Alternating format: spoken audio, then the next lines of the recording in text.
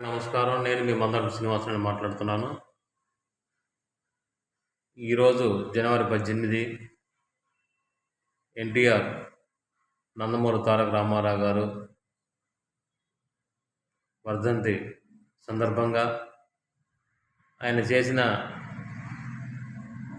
ప్రజలకు సేవలో చిరస్మరణీయం అని చెప్పుకొని వచ్చును.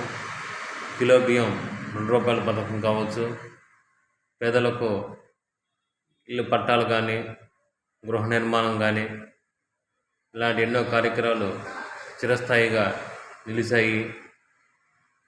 మద్యపాన నిషేధం కూడా అమలుపరిచి రికార్డు స్థాయిలో చరిత్రకు ఎక్కాడు. ఆనాటి సుప్రభావన ఆయన తీసుకున్న తెలుగు వారి ఆత్మగౌరవాన్ని, తెలుగుదేశం పార్టీని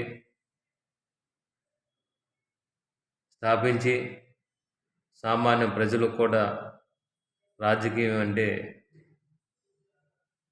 తెలియజేసిన వ్యక్తి నందమూరి తారక రామారావు గారికే దక్కుతుంది. కాబట్టి ఈరోజు మనం కూడా పార్టీలకు అతీతంగా